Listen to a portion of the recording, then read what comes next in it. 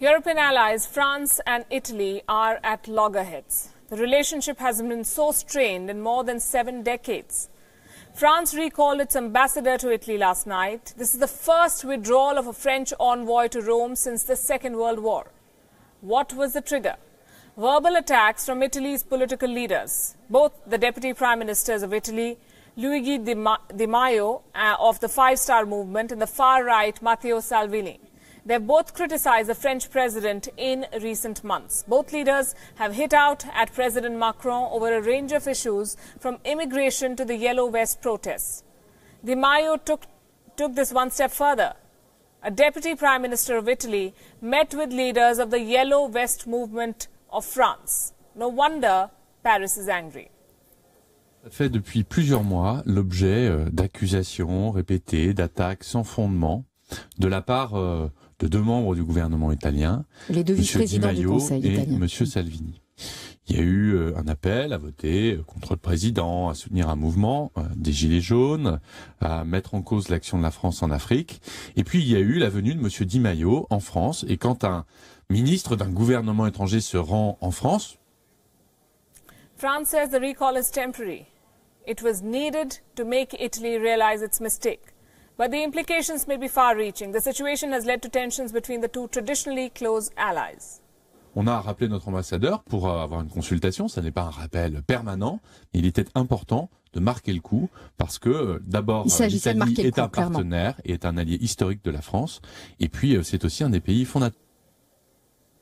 Italy's 32-year-old Deputy Prime Minister Di Maio has defended his meeting with the Yellow Vest leaders. He said the Five Star Movement is ready to help the French protesters. He has accused France of fueling Europe's immigration crisis. It's a statement that has ruffled many feathers in Paris. E il fatto che Di Maio e che il Movimento 5 Stelle, forza politica di maggioranza in Italia, abbiano incontrato alcuni esponenti di una forza politica di opposizione in Francia non ha alcuna stranezza o non rappresenta alcun tipo di pressione al governo francese. Loro sono alleati in Europa con partiti di opposizione in Italia. È strano questo, dovremmo contestare il fatto che Macron sia alleato con partiti di opposizione. Italy's deputy prime ministers have even called upon French voters to defeat President Macron and vote for opposition leader Marine Le Pen in the upcoming European election. President Macron's government is struggling to deal with the dissent and agitation. It has enacted special laws to identify and arrest individual protesters. They will not be allowed to wear a face mask, according to the new law. That's how much the Yellow Vest protest has hurt the French government. The force of their reaction betrays the impact. For a foreign government then to fuel such protests would be unacceptable to any president. Mr. Macron is no different. But here's the thing. President Macron must practice what he preaches. Does France have the moral right to ask Italy to not interfere into its internal protests, when France itself does the same? President Macron has not only interfered in the crisis in Venezuela, he has even picked sides.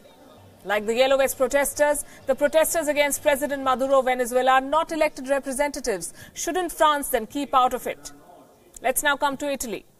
Why is Italy wading into the troubled waters in Paris? It is a cocktail of politics and real grievances. Italy's coalition government has different parties, and these parties have different priorities. They're divided on Venezuela, they're divided on the Yellow Vest movement, but they're united in their anger against President Macron of France. 3 reasons for that. 1, France's policy of returning migrants to Italy. 2, occasional border checks at the frontier. And 3, France protecting 15 Italian leftists for decades. Legitimate grievances, some would say. This support for Yellow Vest movement from Italy's power centre and France's overreaction to withdraw its envoy from Italy threatens to raise tensions in Europe, something that the continent could do without right now.